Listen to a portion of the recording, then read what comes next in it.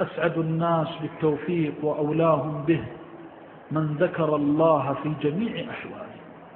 هو العبد الذي لا يفتر عن ذكر الله طرفة عين، قلبه دائما يتذكر الله عز وجل، تراه مشلولا على الفراش يحمل حامدا لله شاكرا راضيا بقضاء الله صابرا محتسبا حامدا لله على عافيته، يقول ما دام ديني سالما فلا أبالي، إلهي إني راض بقضائك وقدرك راج لرحمتك. لا يزال موفقا في البلاء بالكلام الذي يرضي ربه، يتملق الله سبحانه وتعالى، يرضي الله، وحاله بأشد الحالات تجده محموما مريضا في شدة البلاء في شدة الكرب، ولا يزال يثني على الله لأنه ما غفل عن الله طرفة عين.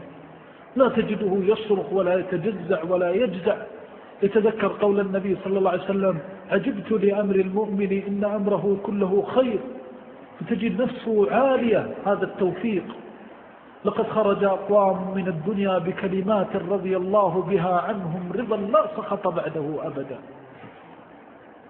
يقول الطبيب للمريض ذهب بصرك، فيقول إنا لله وإنا إليه راجعون. عبد ملك لله، أعطاني الله بصري وابتلاني بفقده، اللهم رضيت بقضائك وقدرك. يقال يا فلان مات ابنك، قال إنا لله وإنا إليه راجعون. اللهم أجرني في مصيبتي واخلف لي خيرا منها.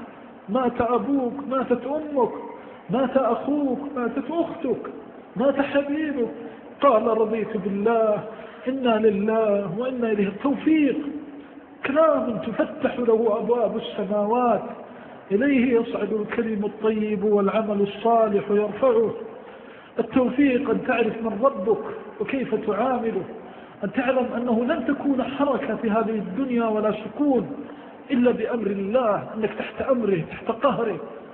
وله أسلم من في السماوات والأرض طوعا وكرها. يأتي الشيطان يقول للإنسان أأنت الذي كنت تذهب وتأتي، وأنت الذي تصول وتجول، وأنت الذي كان عندك المال والغنى، اليوم أنت فقير، هكذا يفعل بك ربك؟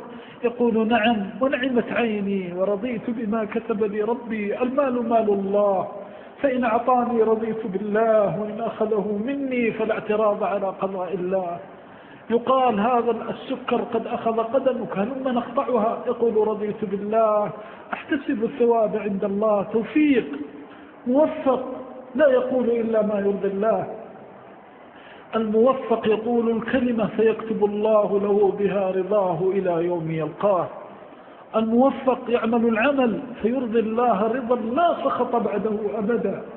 يأتيك البلاء، تأتيك الفجائع، الفواجع، القوارع، فتتلقاها بالنفس المؤمنة، تتلقاها بالصدر المنشرح، بالقلب المطمئن. رضيت بالله إنا لله وإنا إليه راجعون.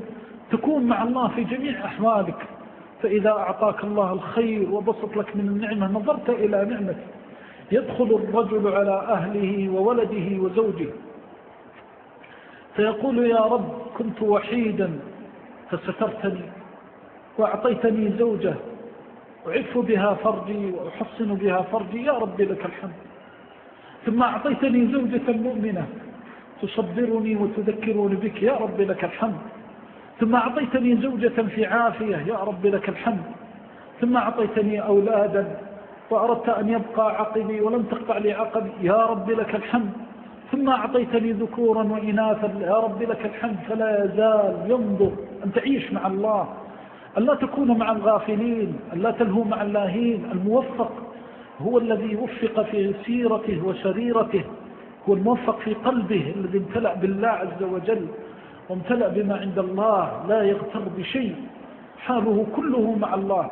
ولذلك في قصص الأنبياء الذين قص الله أخبارهم كيف ذلوا لربهم واستكانوا وتضرعوا لله وما اغتروا وما ضيعوا الأمانات وما خانوا، قال هذا من فضل ربي ليبلوني أشكر أم أكفر، ومن شكر فإنما يشكر لنفسه ومن كفر فإن ربي غني حميد.